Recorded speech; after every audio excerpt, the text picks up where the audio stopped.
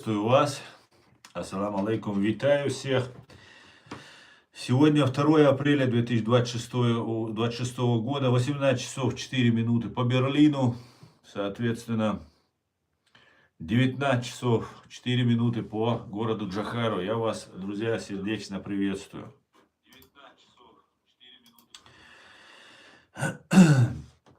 Сегодняшний мой стрим называется «Бостонский террорист Кечкин». ФСБ готовит новые атаки на американцев на Кавказе. Об этом и многом другом давайте поговорим. И стрим у нас идет на YouTube-канале Reality. С вами снова я, Аслан Арцуев. И на канале в TikTok Аслан Арцуев, соответственно. Всем тем, кто находится во временно оккупированной Чеченской республике Ичкерия, либо в фашистской России, пожалуйста, заботьтесь о вашей безопасности. Ларло, будьте осторожны, друзья. Потому что террористы из ФСБ не дремлят, да, пасут, так сказать, да. Так.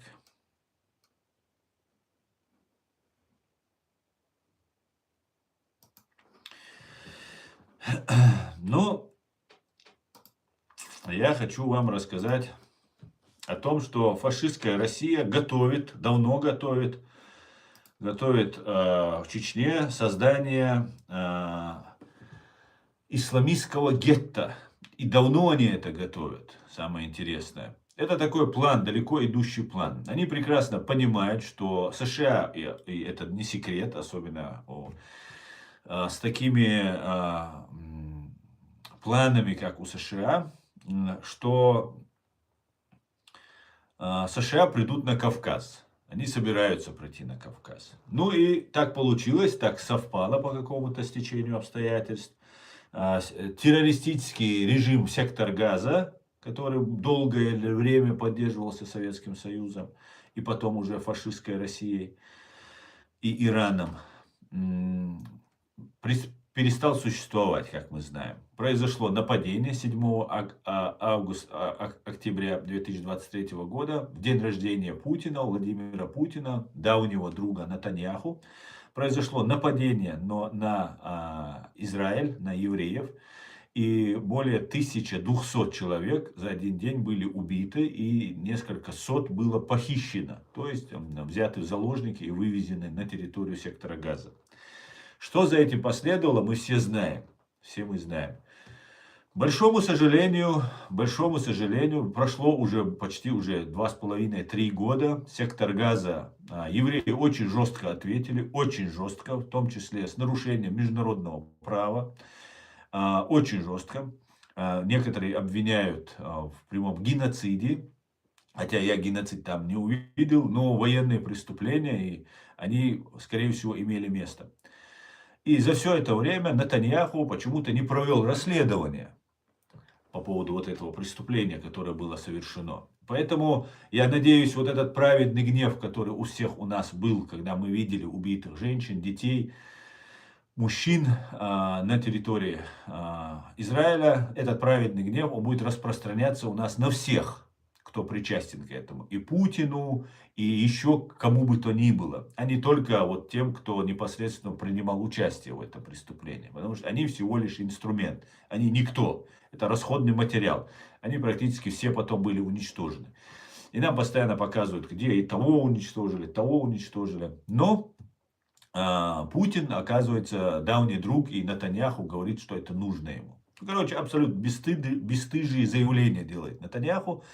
Люди выходят в Израиле на митинги, требуют проведения расследования, создания независимой комиссии. Ну, по какой-то причине Нетаньяху почему-то не хочет этого делать. Для меня нет разницы. Любой человек, который массово убивает людей просто так, они являются преступниками. Если это делают свои люди против своих людей, то это самые циничные ублюдки, которые только есть на этой земле. Например, Владимир Путин, давний знакомый, приятель, и у которого с Нетаньяху добрые отношения, так именно пришел к власти. Вместе с Патрушевым они взорвали русские дома. в Буйнакске, 2 в Москве, 1 в Волгодонске. И попытки подрыва 5-го дома в Рязани были задержаны сотрудники ФСБ. Один из задержанных сотрудников ФСБ по фотороботу очень был похож на Гиркина, который сейчас якобы отбывает срок в тюрьме.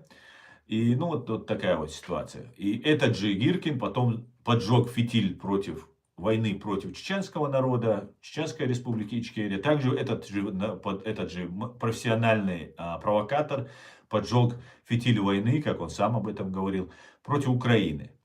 Ну, такие персонажи где-то всячески появляются. Вот там, тут мы их видим, эти персонажи, которые являются, ну, такими кровавыми товарищами в этом во всем деле. И сейчас, когда сектор Газа зачищен, нужно отметить, что на протяжении 26 лет, вот последних 26 лет, как Владимир Путин пришел к власти, взорвав 307 своих российских граждан, женщин, детей, стариков, спящих у себя дома. За это время на территории Чеченской Республики они не строили домов. Ничего они не строили.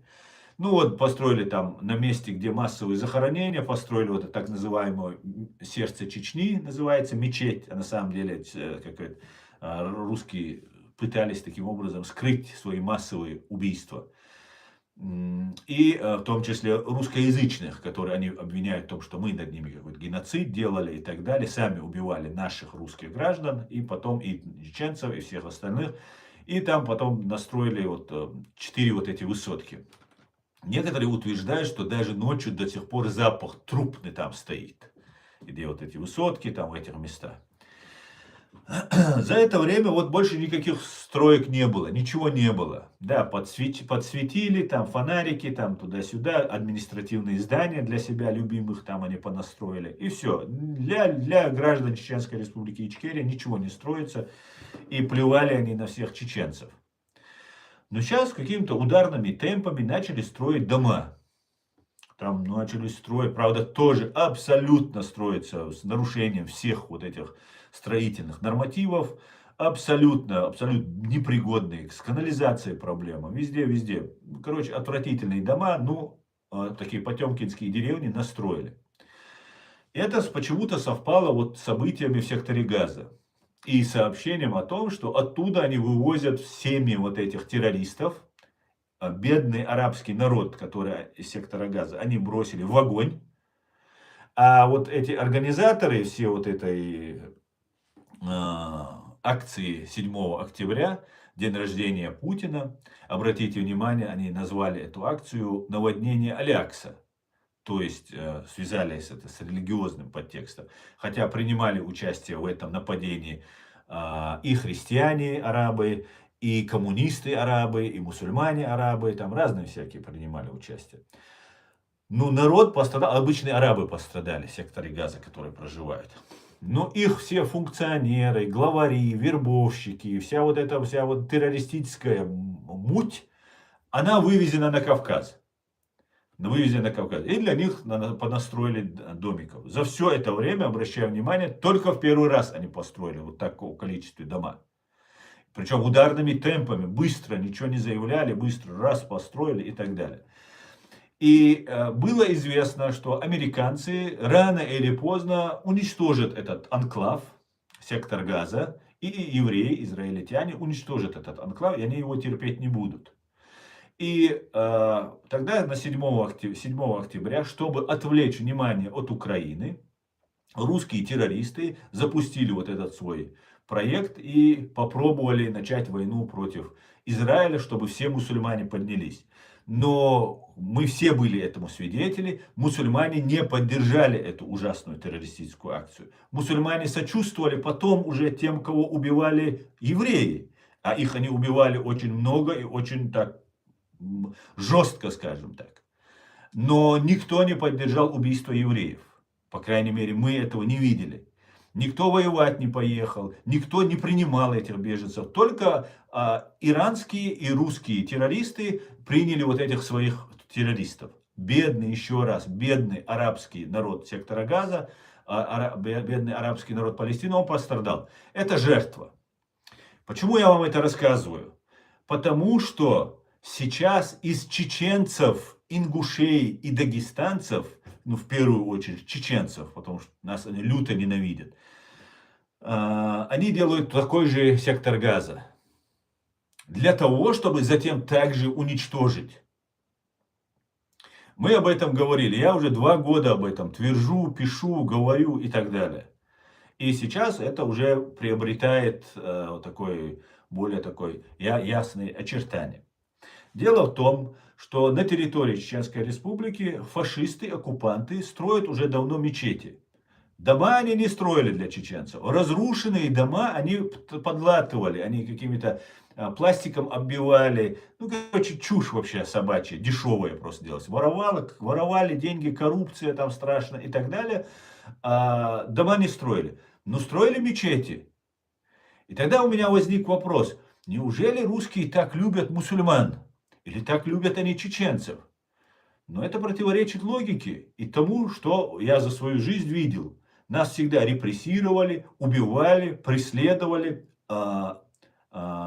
возводили на нас ложь, то есть оболгали нас террористами, исламистами, радикалами, как только нас не оболгали.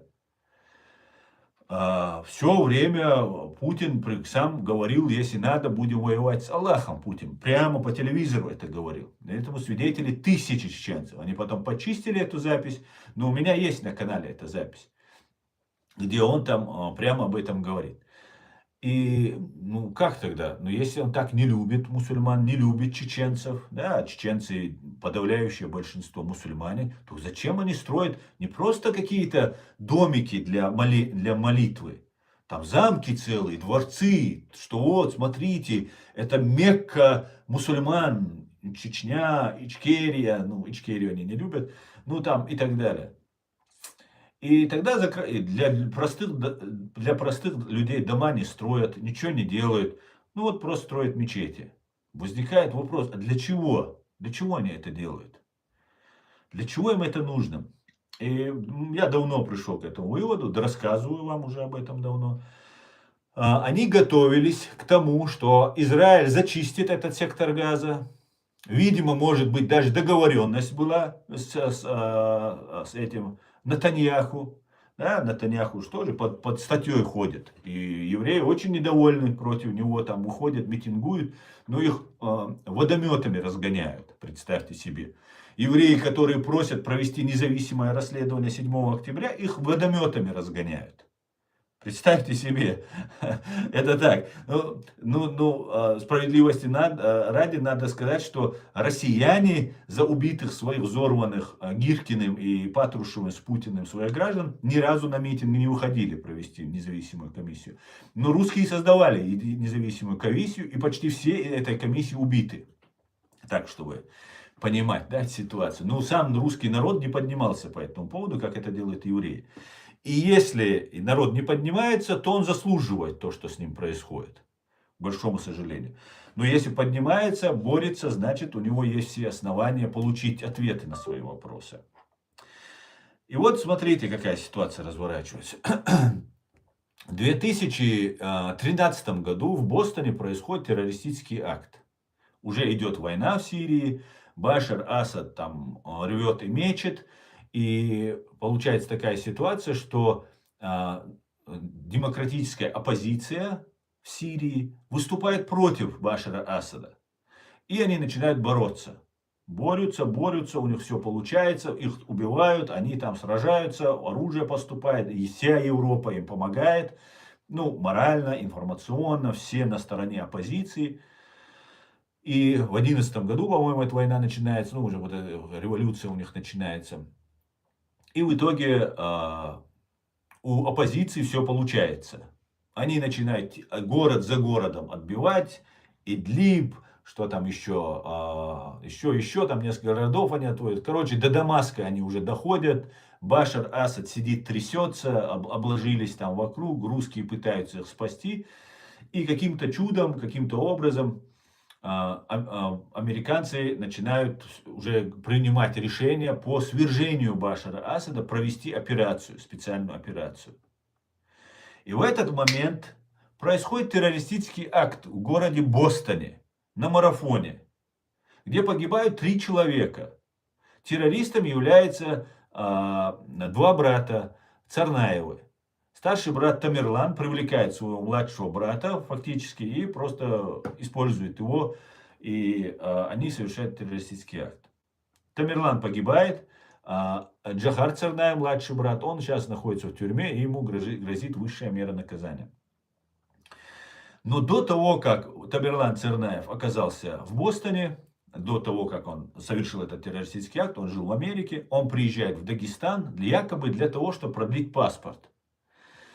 И в этот момент он враг России, он сторонник независимой Ичкерии, независимого Дагестана, человек с прогрессивными взглядами, абсолютный не радикал и не исламист, не враг Америки, не враг Запада, враг России, фашистской, террористической России.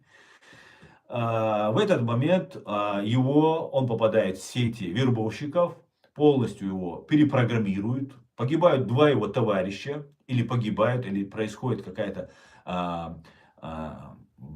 фальсификация, инсинуация, якобы погибли. Я всех деталей не могу знать. Я знаю, что этот человек при помощи Кавказ-центра, который является античеченским ресурсом и работает на Россию и на врагов, против врагов России она работает. Она работает античечен, Кавказ-центр, Маулади Удугов. Это страшное преступление против чеченского народа. Это они людей подбивают уехать в Сирию.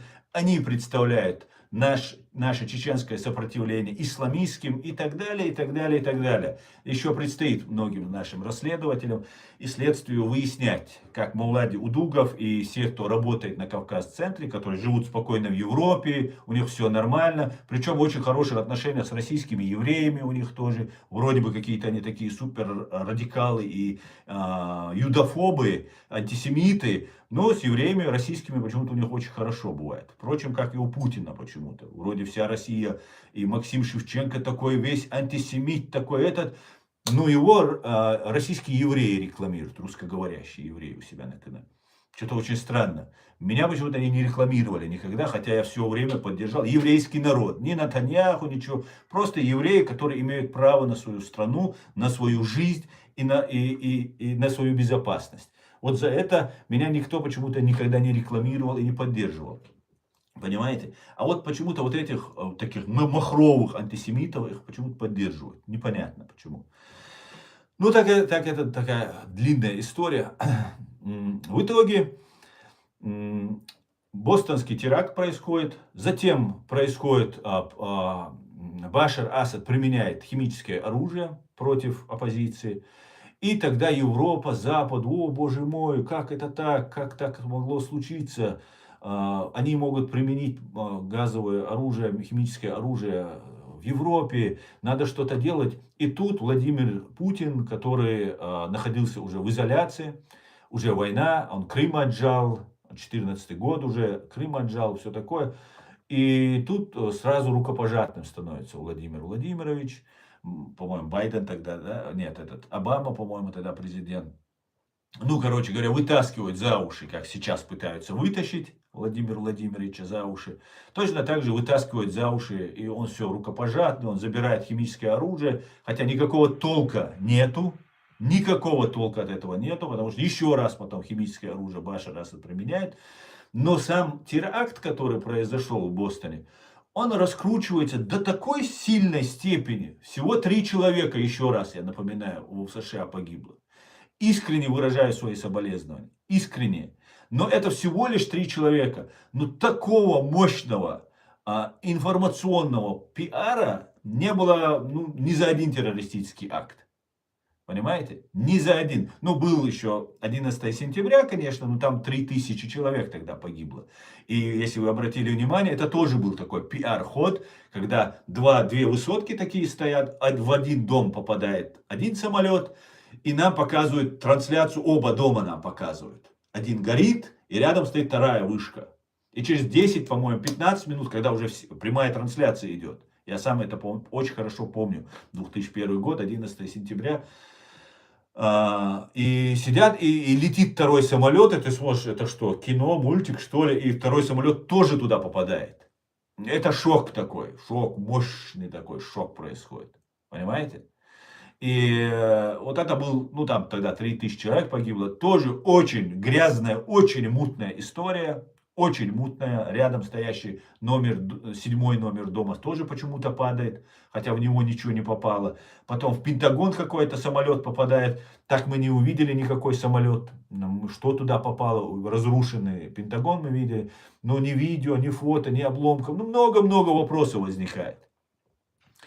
И как, например, то, что делает Нетаньяху, не дает комиссию создать, то же самое какие-то проблемы в Америке начинаются. Тоже какие-то вот родственники, которые пострадали, тоже у них какие-то постоянные проблемы. Они не могут докопаться до истины. Нету настоящего суда. Ну, в России засекретили все и закрыли вопрос. А вот здесь, ну, как верить в эту страну? Если это страна для евреев, Израиля я имею в виду, то как после этого верить этой стране? Если такие вещи происходят, у тебя возникают вопросы, ты теряешь веру, сакральность государства, святость теряет. То же самое Америки касается. Ну, это другая история. Короче говоря, 15 апреля 2013 года, после бостонского теракта, в Америке, после массовой такой пиар-акции, начинается пересмотр поддержки. Кого мы будем поддерживать? Башара Асада, да, плохой парень, да, очень плохой парень. Но будем ли мы поддерживать исламистов, которые дерутся против Башара Асада? Уже так это все представляется. Потому что эти исламисты взорвали только что бостонский марафон и убили 3 человека. И десятки получили ранения различной степени тяжести. И тогда возник вопрос, и тогда появился ИГИЛ. Вы помните этот ИГИЛ? Я никогда этого не забуду. Я каждый раз смотрел видеоролики и представляю, каждый раз, как они казни проводили. Это был, ну, голливудские постановки это были. Это были лучшие камеры, лучшее освещение. Ну, короче, видно, профессионал снимал. Всегда снимали профессионалы. Очень хорошо, качественно сделано видео. Единственное, был ужас на этих видео. Очень страшные видео. Отрезание голов, расстрелы, дети стреляли в людей, топили людей, сжигали. Все, что запрещено исламом, строго-настрого, что запрещено исламом, на этих роликах делали. И таким образом, ИГИЛ это 100% антимусульманский проект. В первую очередь, 95% жертв, кого убили эти ИГИЛ, это мусульмане. И они абсолютно антимусульманская репутация, антимусульманская пропаганда полностью была печатью поставлена на всех мусульман. И Башар Асад был спасен. Башар Асада не стали убивать, американцы начали, ну, мы должны бороться против ИГИЛ. Это самое страшное зло. Американцы боролись против ИГИЛ, но русские почему-то не боролись против ИГИЛ. Потому что русские стояли за этим ИГИЛ. Русские стояли за этим ИГИЛ. И может быть еще кто-то стоял. Может еще какие-то будут. Не будем называть. Я думаю, многие кто знают. Я знаю, что в Чеченской республике Ичкерия в 2016-2017 году, вероятно и до этого, но и уже в 2016-2017 году чеченская молодежь задерживалась, убивалась, физически убивалась, их тела уничтожались. И с их документами российская ГРУ отправляла своих людей в Сирию под видом чеченцев, с чеченскими паспортами, выучив там немножко фраз там, и так далее, и так далее. Ехали туда и творили очень ужасные вещи. И я об 100% знаю, что за ИГИЛ стоят русские. Может быть, еще кто-то стоит. Но возвращаясь к бостонскому теракту и к Дмитрию Кечкину, нынешнему главарю банды УФСБ Чеченской Республики, хочу напомнить, что в этот момент и Дмитрий Кечкин был заместителем, он лет 15 убивал там дагестанцев, кавказцев, чеченцев, в Дагестане был ФСБшником. И как раз именно после того, как бостонского теракта совершил, у Дмитрия Кечкина карьера пошла в гору. вместе с Абдулатиповым они поделили все наследство Саида Амирова, бывшего мэра Махачкалы, поставили своих людей и так далее. И все у Кечкина хорошо пошло. И у меня есть все основания утверждать, что за бостонским терактом одним из соорганизаторов бостонского теракта является нынешний главарь банды УФСБ по Чеченской Республике Дмитрий Кечкин. После того, как он там долгое время побыл, когда чеченцев убивали и их документами отправляли в Сирию ИГИЛ людей, тогда был главарем Чеченской Республики УФСБ был Игорь Хвостиков. Затем был Игорь Кочнев, а потом уже стал Дмитрий Кечкин. Так вот, этот Игорь Хвостиков, вот он был причастен к убийству вот этих людей и отправке, а Дмитрий Кечкин орудовал в Дагестане тогда. Затем из Дагестана его перевели начальником в Ингушетию, год он там поработал, провел координацию, какую нужно, необходимую там с агентурой, и сейчас его перевели в Чеченскую Республику. И вот уже несколько лет он орудует там. Это является главным человеком Чеченской Республики. Он возглавляет региональный оперативный штаб, так называемый РОШ. И все, в том числе Рамзан Кадыров, все силовые структуры подчиняются и Игорю Дмитрию Кечкину, главарю банды УФСБ. Это вот так эта система построена. То, что вы видите, Рамзан Кадыров, там что-то, какие-то заявления делает, это просто агент ФСБ, который, ему приходит пакет, он открывает, зачитывает и объявляет нам что-то. Вся его задача. Да, он берет на себя все трупы, всех убийства, которые Мимцова, кого нужно. Да, он поставляет киллеров, он платит деньги. Ну, такой криминальный бандит, криминальный авторитет. Все. Непосредственно управляет всем процессом УФСБ. Он подчиняется, Кадыров подчиняется администрации президента России, Золотову подчиняется Росгвардия, которые якобы кадыровцы и так далее. Это братья Демельхановы там заведуют, близкие люди Рамзана Кадырова. И сам Рамзан Кадыров подчиняется администрации президента. Ныне это, кто там, Кириенко, да, сейчас возглавляет Кириенко. Ну, короче, вот такая вот там система построена. И вот Дмитрий Кечкин, уже имеющий на руках американскую кровь гражданских людей, мирных людей, убитых на бостонском теракте, проверенный кадр, закаленный в боях, в убийстве американских граждан.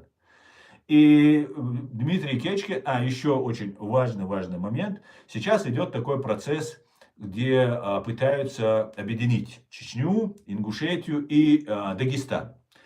Ну, чеченцев и ингушей объединить, в принципе, не проблема. Да, мы братские народы, мы правильно если подойти, у нас все нормально.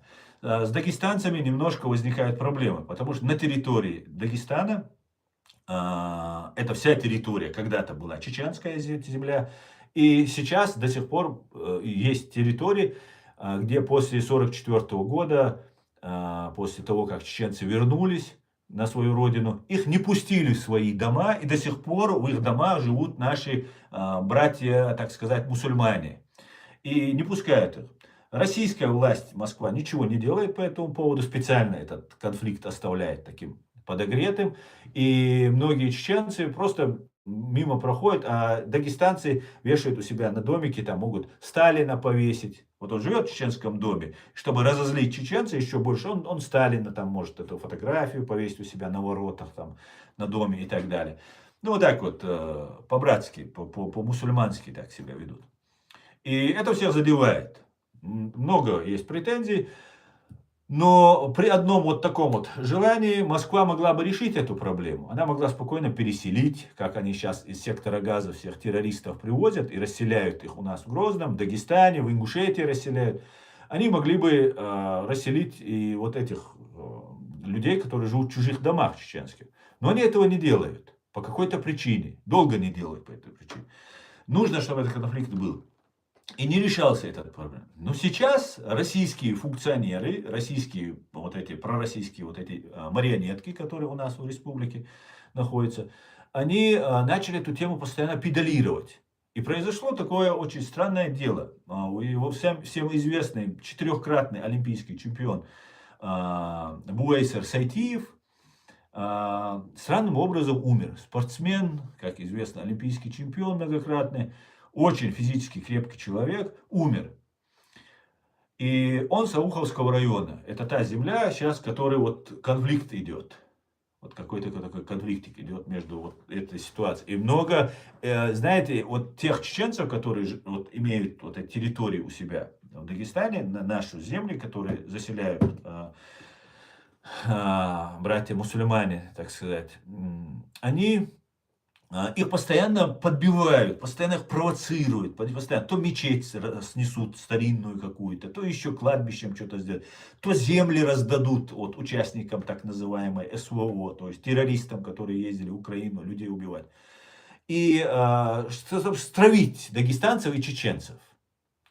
И сейчас этот вопрос снова поднимается, и какие-то вроде бы подвижки идут. Появляются какие-то странные люди, которые говорят, да, мы виноваты, мы живем в чужих домах.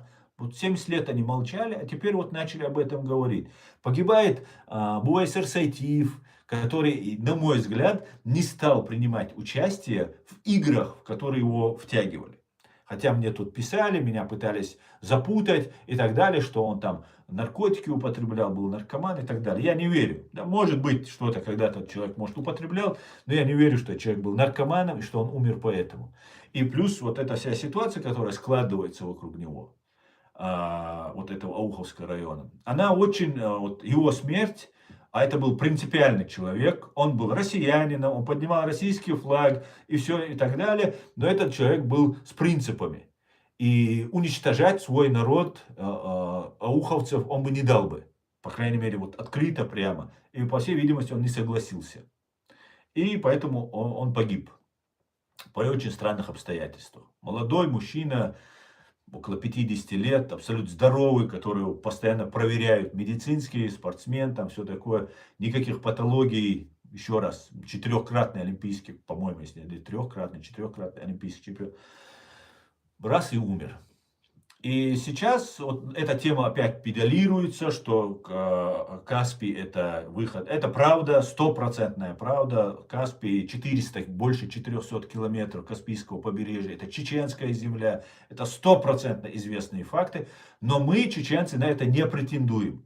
Мы сейчас об этом вообще даже не обсуждаем. У нас есть граница, обозначенная Чеченская республика Ичкерия. Мы говорим только о ней. И ауховских своих братьев я прошу не поддаваться на провокацию, Джим сатурить тлашой, потому что нам не хотят вернуть землю, нас хотят использовать для того, чтобы объединить в один исламистский анклав. Для того, и сейчас я подхожу к самому главному, для того, чтобы сейчас, когда уже американцы пришли на Кавказ, в Армению, Азербайджан и Израиль вместе с азербайджанцами в очень тесных отношениях, хотя Израиль и Нетаньяху очень тесных отношениях с русскими, очень хороших отношениях. И, по всей видимости, вот война на Горном Карабахе, это была такая сделка такая была между Нетаньяху, Путиным, Алиевым и так далее. Такая вот договорничок такой был. Потому что мы все знаем, что нужно признать, армяне очень хорошие воины. И они бы дрались бы очень сильно. Но какой-то был договорничок. И ушли. Опять же, я считаю, что эта земля, она принадлежит азербайджанцам. Нагорный Карабах. Опять же, я говорю. Просто пытаюсь быть объективным. Не за армян, не азербайджанцев, быть объективным просто. Потому что если бы это была бы армянская земля, то армяне бы вот все разом встали бы и не ушли бы оттуда. Не ушли бы. Это показали арабы в секторе Газа. Несмотря на то, что и евреи прошлись по ним катком, не уходят оттуда. Потому что это их земля. И точно так же армяне не уйдут. Никогда. Мы же знаем армян. Если это их, они не уйдут. А вот они ушли. Значит, это говорит о том, что это не их земля.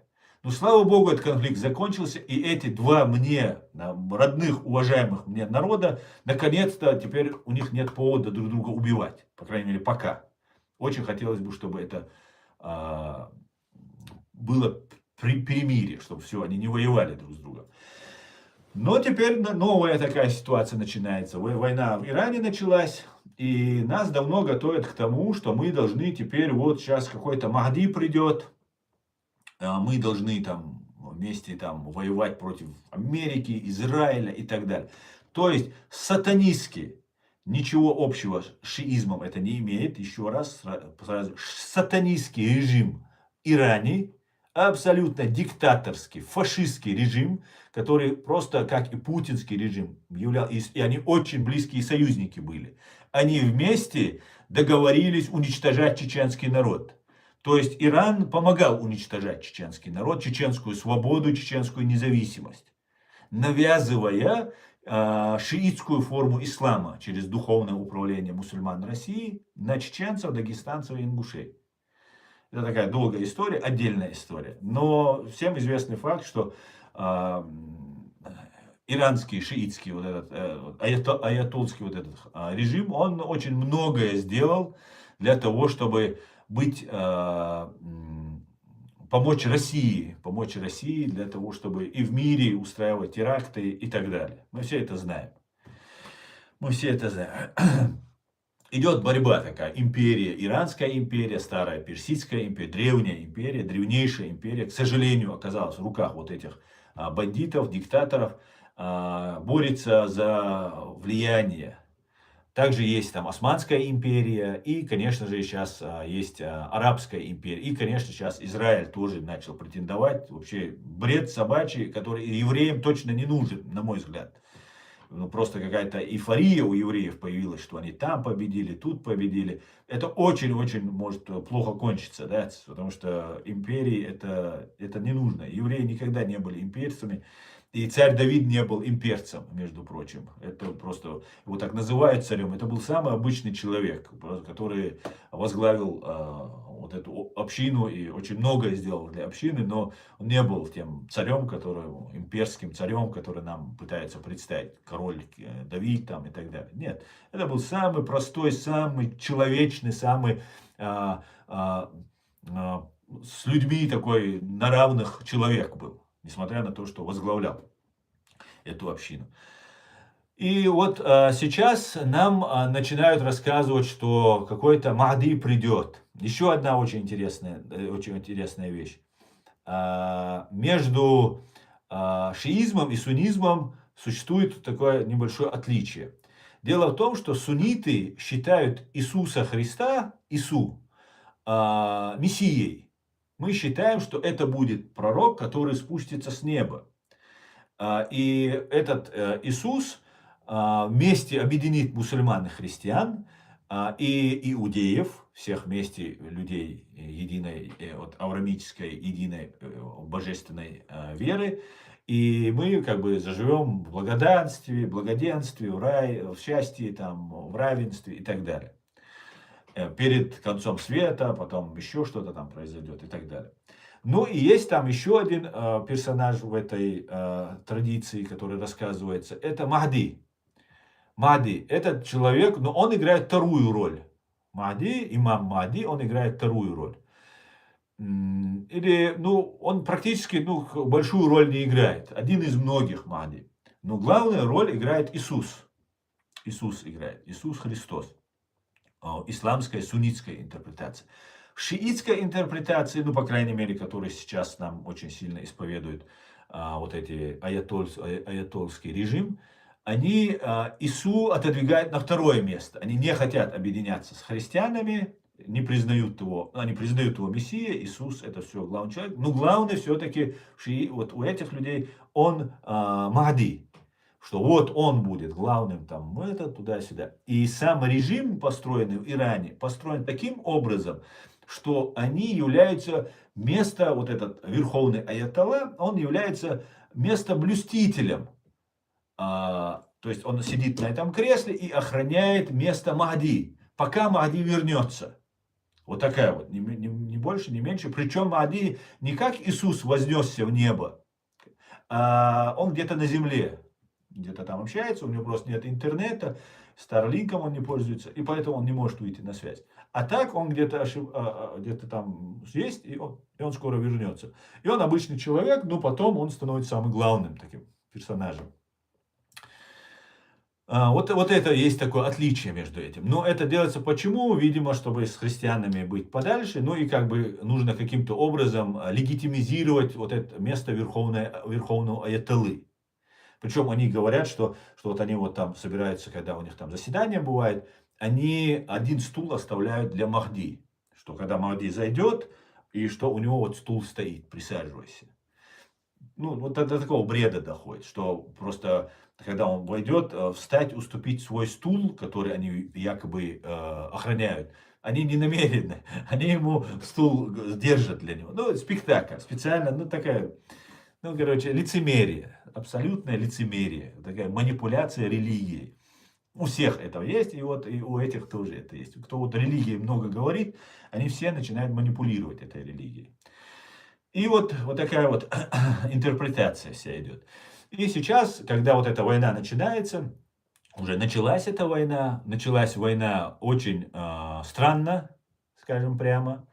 Война началась так, что сделать так, чтобы репутация Америки была максимально опущена, максимально Америка, чтобы не была права, выставили так, начиная от файлов Эпштейна, заканчивая убийство месть Рамадан, 86-летнего, по-моему, да, 86 ему лет, и делая его мучеником.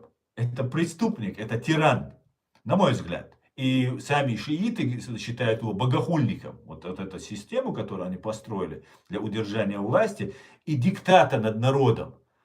Иранский народ заслуживает свободы, и очень многие ненавидят этот режим. Но при всем при этом в месяц Рамадан, по исламской традиции это считается, если человек умирает в месяц Рамадан, особенно если насильственной смерти, то есть мученической смертью, то он фактически становится, ну, можно сказать, признать, что он все-таки в раю. Один из признаков того, что человек попадет в рай, это значит, что он умер в месяц Рамадан. Один из признаков. И вот это так подстроено, чтобы иранская молодежь, которая очень против этого режима, она, ну, фактически постала перед фактом, что в месяц Рамадан от файла Эпштейна убили вместе с женщинами, детьми, убили 86-летнего старика, который не прятался в бункере. Открыто, и причем были переговоры. В международном праве ведение переговоров, нападение – это вероломство. Ведение во время переговоров, нанести удар сокрушительный, да, это считается вероломством. Это запрещено. Ну вот таким вот образом. И потом, конечно же, гибель 165 или 175 девочек и учительниц, которые были убиты в школе. Причем одна ракета попала, потом начали их спасать, вторая ракета прилетела и еще раз попала. То есть это, чтобы не было вопроса, случайно ли, чтобы потом никто не задумался. Да нет, это, может, случайно было. Вторая ракета специально ударилась. Американцы это признают, что это было их томагавк. Так, ну так сложилось, они говорят. То есть фактически сделано так, чтобы эта война не была выиграна иранским народом, и иранский народ не восстал. Нужно здесь также отметить, что до того, как началась эта война, за 2 месяца, или да, где-то так, в январе 26 года, в декабре, люди поднялись, и около от 7 до 22 тысяч, некоторые говорят 30 тысяч, некоторые говорят 50 тысяч, оппозиционеров, пассионариев было убито физически вот этим фашистским диктаторским режимом аятольским, было убито вот такое количество людей. И десятки тысяч бежали, в тюрьмах оказались, ну и многие взяли на карандаш. То есть фактически оказывать сопротивление некому. Но почему-то заявляют, что мы хотим поднять революцию, свергнуть аятольский режим и так далее. Значит, не хотят. Значит, не хотели. Ну, что-то из перечисленного может быть случайным, но столько случайностей, ну это явно антиамериканская война. Явно, да, она против Ирана, это все понятно, это понятно, но она в том числе антиамериканская война. Потому что так еще войну американцы не начинали. Вот с такой вот полностью, с минусовой просто репутацией американцы никогда не вступали в войну, потому что репутация для американцев всегда была на первом месте. И не только для них. Но они особенно всегда пытались, мы всегда должны быть на стороне истории, на стороне света и так далее. На стороне добра там и так далее. Ну, вот такая вот ситуация. Но так как я давно предсказывал, что у нас на Кавказе эти мечети строят, вывозят из этих сектора Газа вот этих всех террористов, их семей, вот этих вербовщиков. И я ожидал, что что-то нас будут куда-то втягивать. А сейчас уже картина вырисовывается. Дмитрий Кечкин, на который по локоть в крови американских людей, гражданских людей, мечети, которые они понастроили и так далее, и так далее. И сейчас вот начинается вброс такой информационный, что иранцы заявили, неназванные источники, где-то что-то там сказали и так далее. И об этом заявляет, сейчас я вам, чтобы быть более точным, потому что это очень важный момент, чтобы было понятно.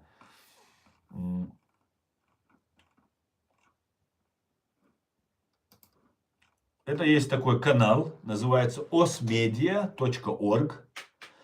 Там такая Елизавета Чухарова из Осетии, которая работает на этом канале. Этот канал, там и есть и английские, и, по-моему, польские журналисты.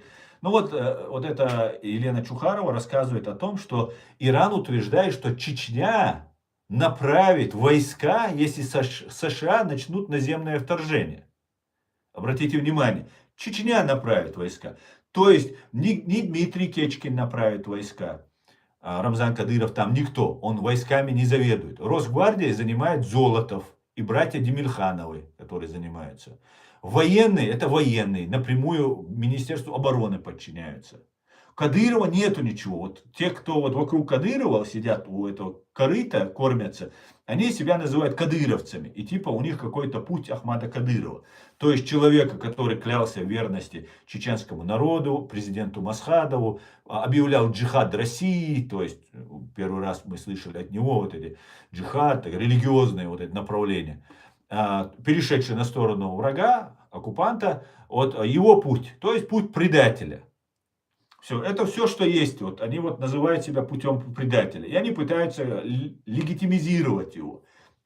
Сказать, что вот они ради чеченского народа и так далее. По факту они просто зарабатывают деньги. Абсолютно им плевать на чеченский народ. И они являются агентами ФСБ и ГРУ. Ну, чаще всего ФСБ. И вот здесь нам Елизавета Чухарова сообщает, что Иран утверждает, что именно Чечня направит войска, если США начнут наземное вторжение. И вот все, о чем я вам говорил. О чем я несколько лет уже предупреждаю чеченцев, что нас будут под чего-то подводить. Создавать исламское гетто, исламистское гетто под видом исламского государства. Мечети нам понастроили. Там всех вот этих вербовщиков, всех этих террорюк свезли из Ирана, с сектора Газа, своих там у них полно достаточно уже обученных и так далее. И вот они нас хотят представить вот исламистами. Исламисты мы, вот там и туда-сюда, первое время такие войны там и так далее. Но мы сами должны в это поверить. Если мы не будем верить в это, а чтобы мы не поверили, я вам это все рассказываю. Причем и вы мои ролики можете посмотреть раньше, я об этом давно предупреждаю, мои зрители это могут подтвердить, что никакого там религиозного подтекста, какой-то святости, войны, воевать против Америки, Израиля, там, и там Армении, Азербайджана, это близко не стоит ничего. Это работа ФСБ, для ФСБ, против чеченского народа. Я это много раз говорил и повторяю. И здесь нам вот прямо начинают говорить, что Чечня направит войска. Обратите внимание, что главный документ, договор об основах взаимоотношений и принципах сотрудничества между Российской Федерацией и Исламской Республикой Иран от 12 марта 2001 года подписан Путиным и Хатами в Москве.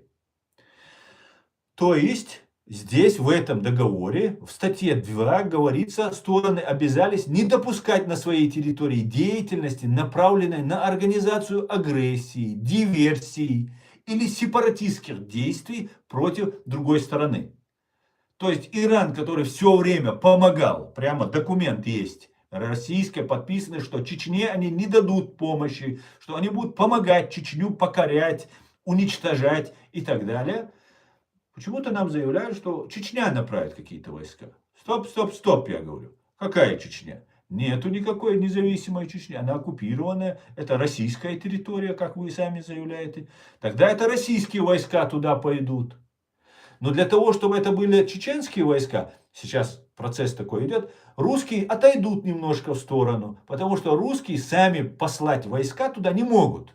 Тогда им нужно иметь дело с американцами, с израильтянами, с другой силой, которая будет стоять там.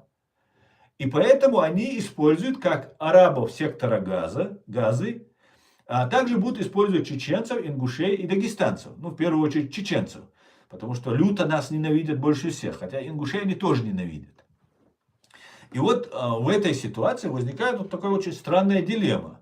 Они начинают нам рассказывать. Дмитрий Кечкин, который по локоть в крови, по горло в крови американских граждан и чеченских граждан, возглавляет вот это все движение.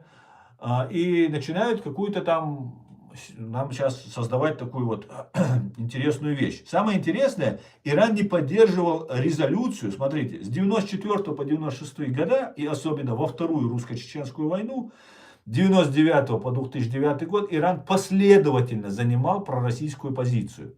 Иран не поддерживал резолюцию Организации исламского сотрудничества в 1994 году о признании Чечни, предложенную Азербайджаном и Саудовской Аравией. И отклонил просьбу Дудаева о приеме Ичкерии в Организацию исламского сотрудничества.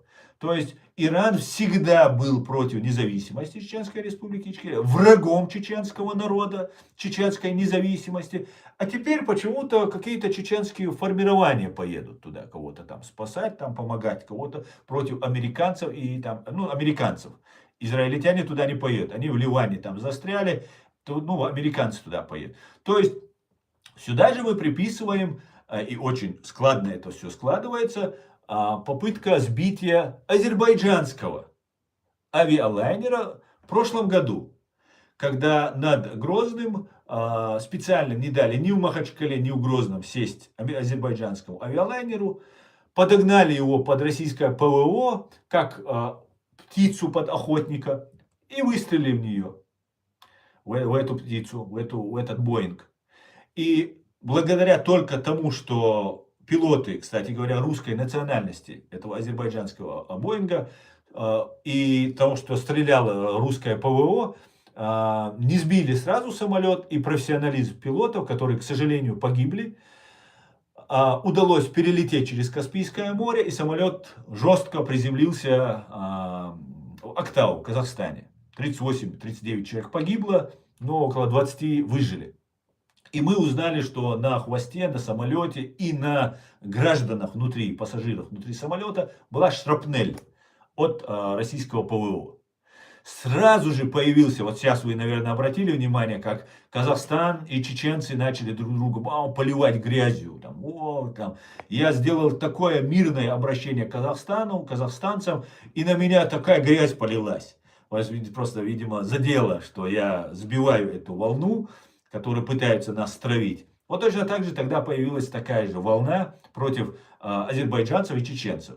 То есть азербайджанцы начали, не азербайджанцы, троллятина, сразу же начала оскорблять чеченцев, чеченцы враги, убивайте, там режьте, там туда-сюда, отомстим, не простим, там и так далее. И какие-то чеченцы тоже резко подрядились, начали тоже на азербайджанцев наезжать. А потом выяснилось, самолет, а он пропал тогда с радаров, несколько часов его не было слышно, а потом он долетел, ну или минут, долетел до Актау, и тогда мы узнали, что все-таки этот самолет не упал на территории России, и поэтому мы узнали правду. И про шрапнель узнали, и что пассажиры выжили, и так далее, и так далее. И потом русские признали, Алиев, товарищ Алиев, потомственный КГБшник, долгое время молчал, 3 дня. И только на 4-й, по-моему, день заявил, что что-то там случилось там и так далее. И тогда потом российская сторона признала, что это они были. Обратите внимание, когда прилетели какие-то дроны на территорию Нахичеваня с иранской стороны, Сразу же в этот же день Алиев поднял все войска в боевую готовность, на нас напали террористы, не простим, не забудем и так далее.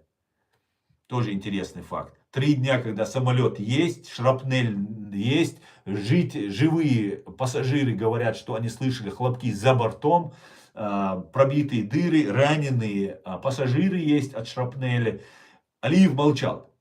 А Нахичевани быстро так он быстро сразу определил, что это Иран, там туда-сюда. Но благодаря тому, что оперативно и мы среагировали, и многие наблюдатели уже начали понимать, что большая провокация готовится, удалось это сдержать. Но мы понимаем, что Азербайджан будет втянут в войну против Ирана, потому что на территории Ирана живет много азербайджанцев, и, по всей видимости, Азербайджан не просто так поддерживался со США там, и так далее. И поэтому, скорее всего, Азербайджан будет втянут в эту войну против Ирана. Ну, соответственно, террористы от Кечкина, Дмитрия Кечкина, из исламистского анклава, проект Кечкина я это называю, они должны будут нападать на армян и на азербайджанцев. Понимаете? И чтобы у них не было конфликта, их помирили.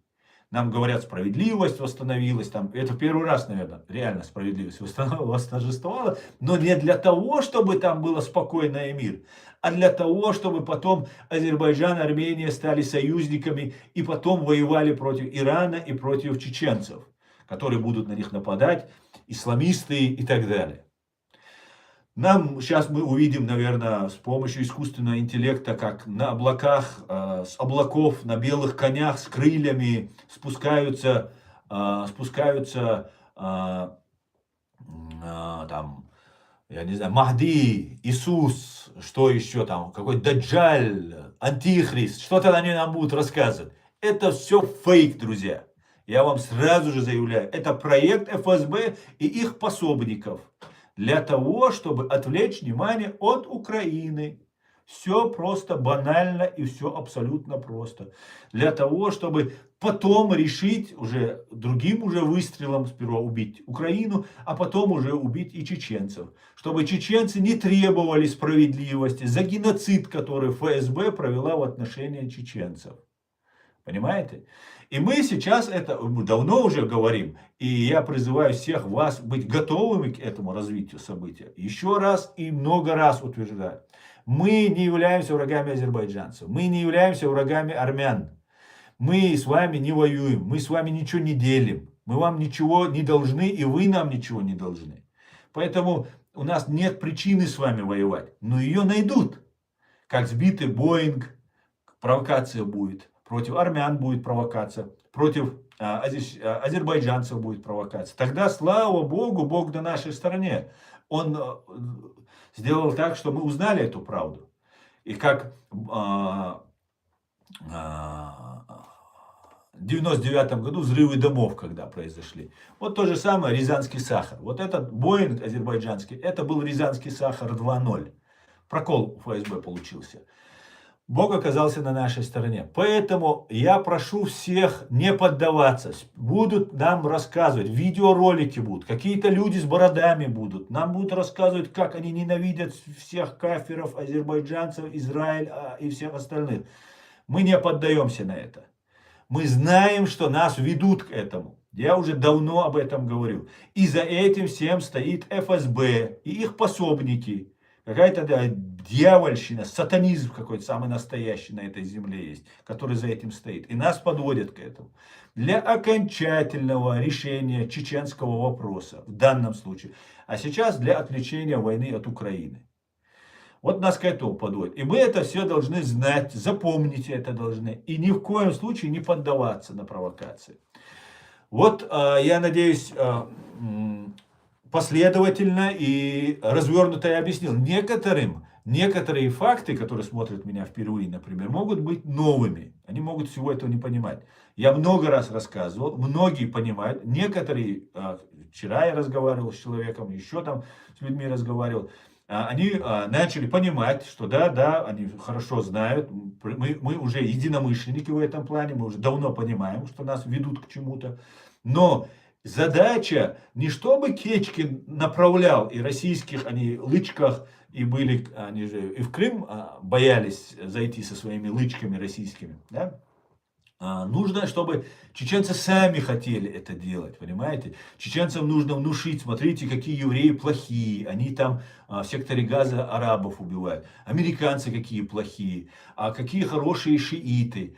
Ни одного чеченца я никогда в своей жизни не видел, который поддерживает вот этот аятольский режим. Шииты, которые азербайджанцы, там половина азербайджанцы шииты, половина сунниты. Мы относимся одинаково с уважением ко всем религиям, абсолютно, и христианству, и иудаизму, и к буддизму, ко всем мы относимся уважительно, как и хотим, чтобы относились к нам. Но религиозный, диктаторский, фашистский режим аятол в Иране, к нему мы относимся отвратительно. Потому что, во-первых, это диктаторски угнетает и свой народ, и он, вот как я вам зачитывал документы, он всячески помогал России уничтожать нас. Всячески. Он не принимал нас, когда Дудаев еще просил, короче говоря, не дал нам вырваться из объятий фашистской России, и таким образом всячески помогал нас, заталкивал нас в вот этот режим. Поэтому ни шииты, ни иудеи, ни христиане нам ничего плохого не сделали. Мы страдали последние 300 лет от сатанистского, фашистского российского режима и этой империи, Российской империи, от которой страдают сейчас украинцы, грузины, те же армяне, те же азербайджанцы. Мы все. Но если мы найдем одну точку соприкосновения, поймем, что нас истребляют одни и те же люди по одним и тем же причинам, то мы можем объединиться. А им это невыгодно. Мы имеем дело с очень большой, мощной империей. Поэтому они говорят, а ты суннит, а ты шиит, а ты христианин, а ты такой, а ты славянин, а ты там украинец, и нас делят. Понимаете, ты кавказец, ты такой-то, ты сякой-то, ты мусульманин. И таким образом, вместо того, чтобы объединиться в единый такой фронт, мы становимся такими управляемыми инструментами. И среди нас есть их люди, которые грудью бьют себя в грудь кулаком. Да мы самые ярые мусульмане, мы самые ярые там, я не знаю кто там, славяне и так далее. И таким образом нас поодиночке потом истребляют. Понимаете? Поэтому сегодняшний стрим еще раз для напоминания, чтобы вы понимали, кто стоит за этим.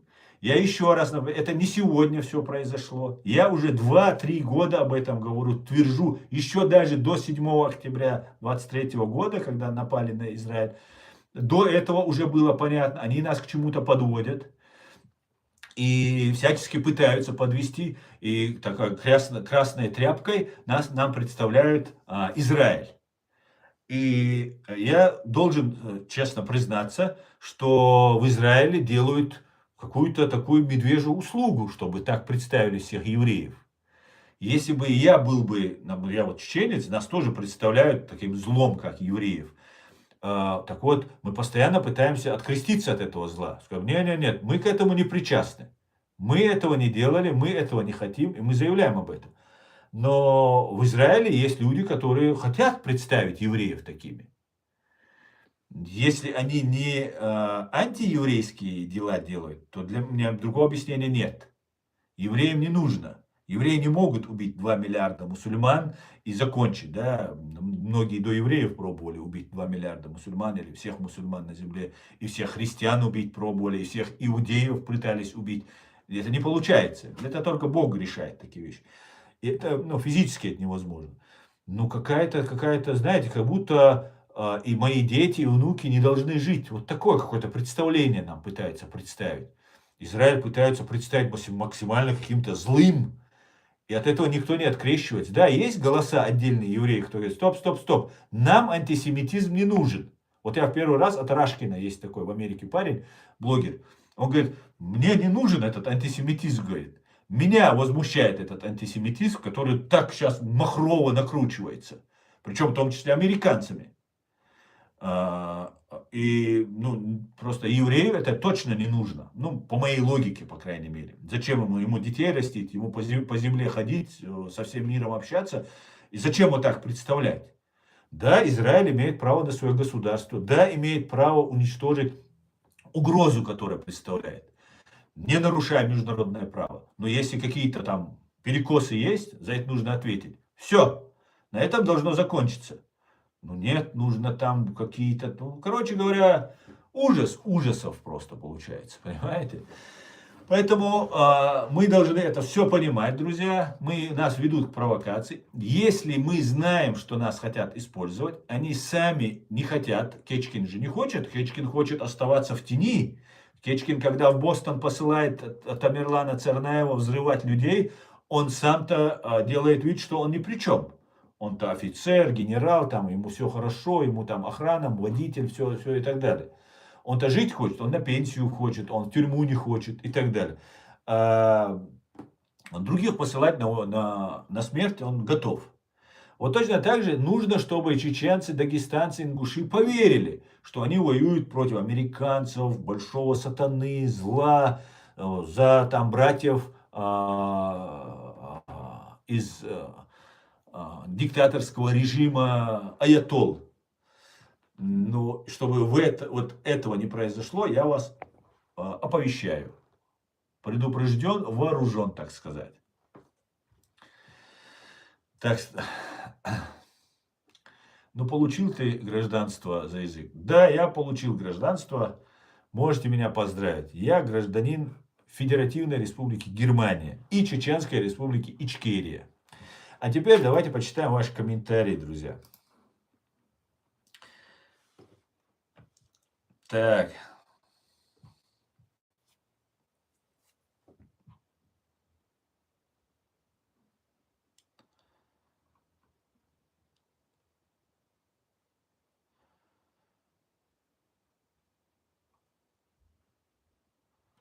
А почему нет русского флага? Асланбек, абсолютно точно. Вот лежит российский флаг.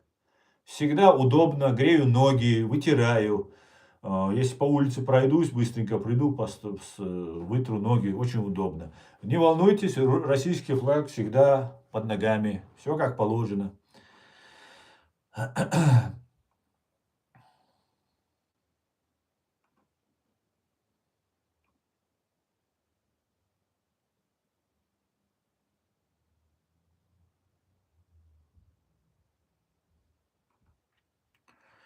Друзья, давайте так сделаем. Если настоящий кто-то со мной не согласен, мы не будем говорить про троллятину, которая здесь есть, а про настоящих людей. Азербайджанцы, армяне, евреи, разные грузины, которые заходят, и у них возникают русские, украинцы. Украинцев это тоже касается. Очень напрямую эта война в Иране, это в первую очередь касается украинцев сейчас. В первую очередь. Потому что сейчас на самый передовой отряд защиты против абсолютного беспримесного зла это Украина. Наша святая Украина, которая за всех нас стоит. И вот, и хотим, если поговорить, заходим, задаем вопросы без оскорблений, без ничего. Я готов ответить на все вопросы. Хотите принять участие по этой теме? Заходите в ТикТок. Я вас подниму и дам вам слово. И мы можем поговорить. Я не буду долго сегодня, еще минут 20 я готов еще пообщаться. И готов говорить. А так, чтобы, ну, не так, что просто троллятина тут зашла, там нам нахамила. Мы там тоже умеем очень хорошо хамить. Это вообще за словом в карман не полезем, так сказать. Поэтому давайте по-нормальному. В данный момент многое зависит от Китая. Ну, может быть, сейчас вообще Китай во все выигрывает, Асланбек. Китай выигрывает по всем фронтам. Ну и, конечно же, фашнявая русня.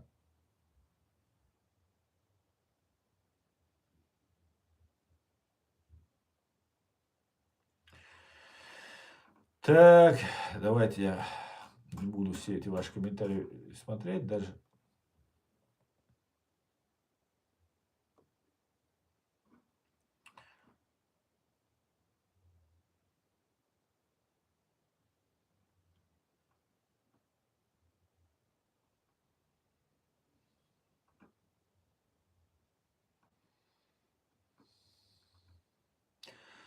Алейкум ассалам, АКМС, Машуэль. Асна Аллах, беркет гражданство, кич аур, хули гражданство хельч. Дал эттубуэль эфир, дал пайда, дерес хуль. КМС, дерес хуль. Амин. Массейра боевой, да, это гражданство, учен массейра беркет, ну, гражданство хаяк ищушун. Запомните, могут в любой момент отобрать.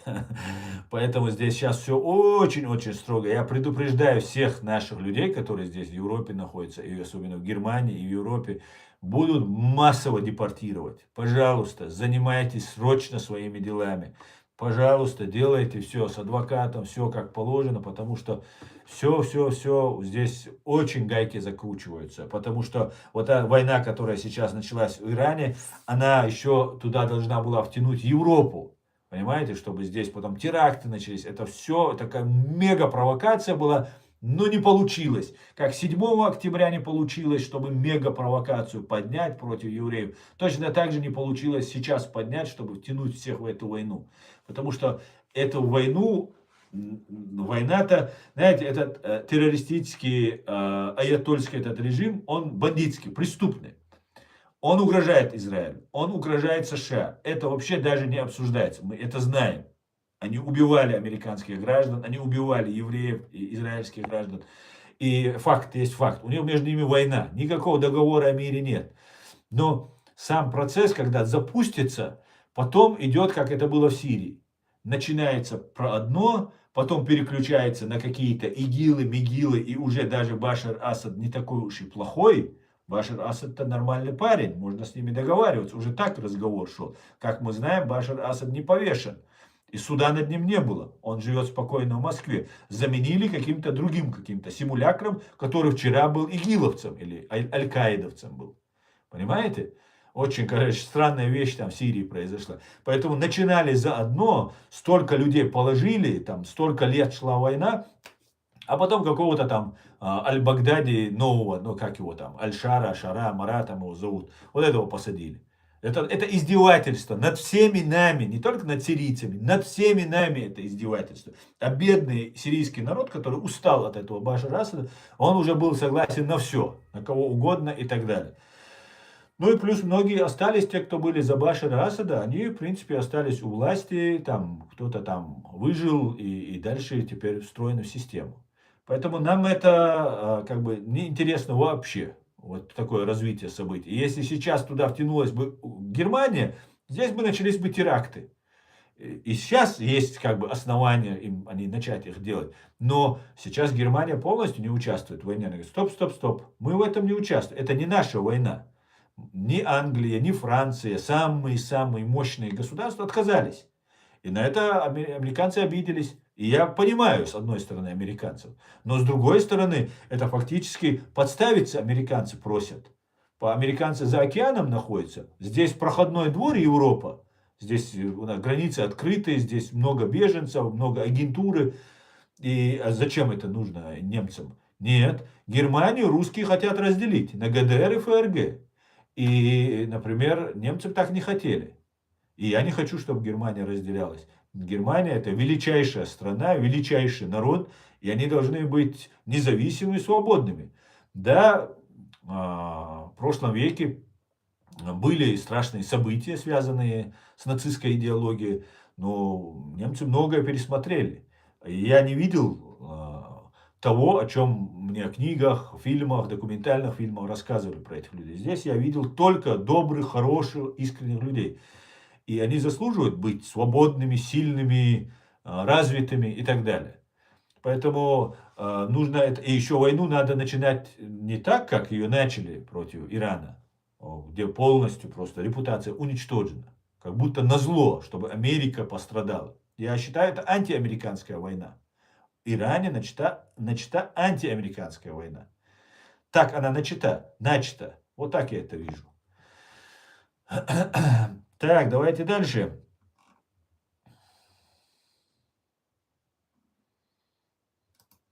Ашара готов принимать сирийцев в Германии обратно.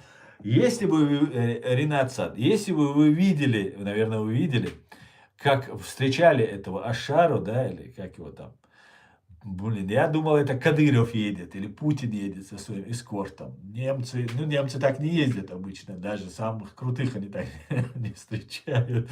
А потом говорят, так, надо 80% беженцев, около миллиона тогда приняли. Огромное спасибо. И на самом деле, если страна наладилась, а у нас здесь большой кризис в Германии, и там, если уже режим изменился, и все любят Ашару, много и на митинги выходили, ну, можно бы и вернуться, на самом деле. Люди должны вернуться, потому что, ну, здесь много криминала появилось, к большому сожалению.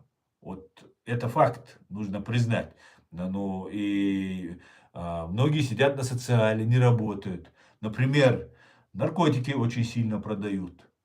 Вот что как бы некрасиво, конечно, но когда приехали очень много беженцев из Сирии, перед мечетью, у нас здесь их 3 в Гамбурге, мечети находятся, и они все вместе, вот в одном месте находятся. А, Там наркотики продавали, на каждом углу стояли вот так вот, вот так. Там есть один такой злачные места, но там дальше есть место, где там наркоманов лечат, там туда-сюда, там уколы им делают. И недалеко, ну, может, километр расстояние, конечно, между этим. Ну вот, ну там, это плохо очень, я вам скажу. И поэтому, да, нужно возвращать кого-то. Да, есть специалисты, которые нужны немцам, нам здесь, в Германии, нужны. И мы бы хотели их оставить, но преступники, как сказал Мерц, должны в первую очередь покинуть. Покинуть. Им ничего не угрожает.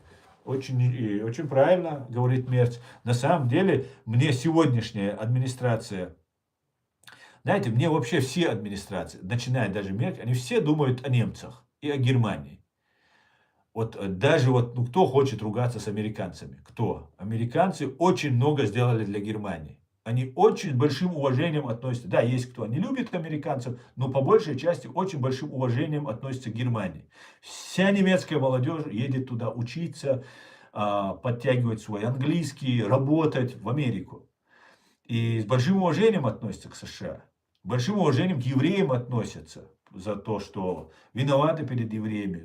Очень хранят это. Вот, например, когда я получал гражданство, я должен был подписать документы, что я признаю Израиль. Мне так смешно стало. Я тут столько борюсь за то, чтобы отстаивать это интерес. Они мне такие вопросы задают. Я говорю, ну, конечно, поддерживаю. Что за разговор вообще? Мне этот вопрос задавать вообще неуместно. Тут я столько борюсь и столько хейта и негатива в свой адрес получаю. Ну и вот такие вот вещи. Поэтому Германия заслуживает реально того, чтобы стать одной из лучших передовых стран в Европе. Но она такой и является. Классика, наркотики продает муфти, в Азербайджане также, говорят. Но я был немножко шокирован, если честно. Как это так, перед мечетью, ну, пойдите другое место найдите, чтобы, если там продавать вот эти, это просто было. И есть. Ну, я не хочу сказать, что сирийцы там как-то не вписываются, сирийцы очень быстро учат немецкий язык, очень хорошо интегрируются. Ну, кто интегрируется?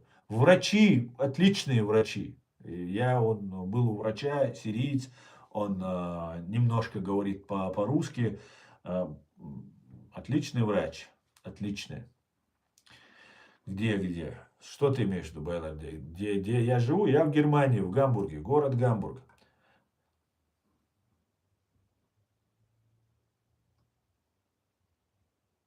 В Германии в основном все работают. Ну, не все, Асланбек, ну да, в основном да, в основном да.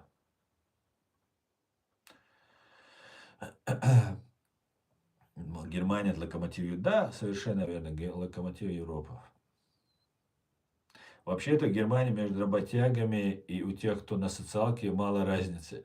Ну, от определенной степени ты прав. Потому что, когда ты сидишь на социале, в принципе, тебе хватает, ну, ровно, конечно, впритык хватает. А так, если ты работаешь, ну, может, 300-500 евро, а ты больше. Ну, смотря где, кем работаешь. Ну, так, 300-500 евро лишние ты получаешь. Ну, потом ты многих социальных льгот лишаешься, когда переходишь на это, потом вернут. Короче, целая история. Но все это убирается сейчас. Здесь вся идет мощная такая зачистка идет, да, мощнейшая. Друзья, я на этом свой стрим закончу. Спасибо, что смотрите и поддерживаете. Я вас прошу обратить внимание на то, что я говорил. Это очень важная тема. Нас подводят под провокацию. В ближайшие годы, возможно, нас хотят погрузить в какую-то междуусобную, религиозную, какую-то эту фанатичную вот эту бредятину. Мы не должны на это поддаваться. Да, пусть Россия под своим флагом, своих, кто за зарплату у них работает, вот их куда-то отсылает, мы будем видеть, кто за этим стоит. Это другой разговор. Ни азербайджанцы, ни армяне, ни грузины, наши соседи, ничего плохого нам не делали. Я надеюсь, вы также будете относиться к нам и не поддаваться на провокации, потому что когда сейчас произошла драка, он министр казахстанский говорит, это обычная бытовуха, говорит, что вы так раздуваете. Я сделал такое уважительное ко всем обращение, сказал, что может быть чеченцы, может дагестанцы, может что-то случилось. Давайте не поддаваться на провокации, потому что, ну, мы не можем это делать. Ой, там начали, да мы вас в Казахстане принимали, там рубаху на груди рвут, да мы там это, да то, да все. Но, друзья, если честно, немножко мы, чеченцы, немножко чуть больше говорим, чем вы реально нам помогли.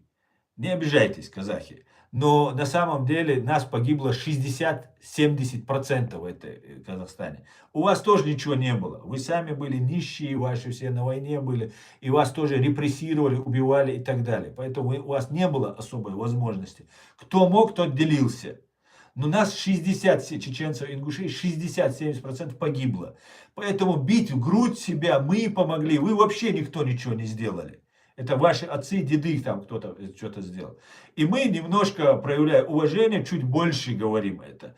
И такой супер, там, вот вам, и так далее. И нас никто не зазывал. Нас туда отправили, и вас не спрашивали, нас не спрашивали, и так далее. Поэтому и вот эти провокаторы, которые вбрасывают туда это, все это пытаются нас растравить. Пожалуйста, не поддавайтесь на провокации. Пожалуйста, прошу вас, не поддавайтесь.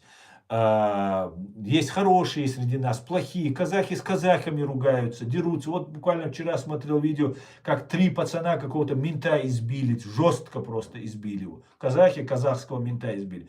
Ну, они, конечно, ответят, но сам факт, драка, есть драка. Просто напали, побили. Всякое бывает. Да.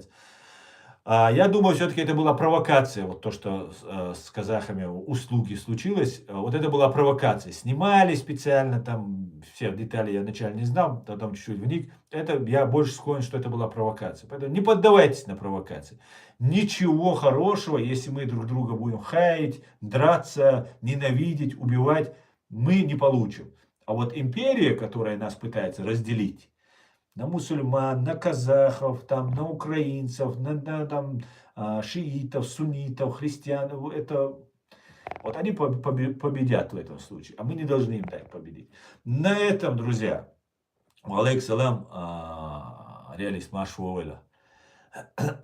На этом, друзья, наш свой сегодняшний стрим заканчивается. Постараюсь и завтра выйти стрим. Пожалуйста, распространите ссылку на этот стрим.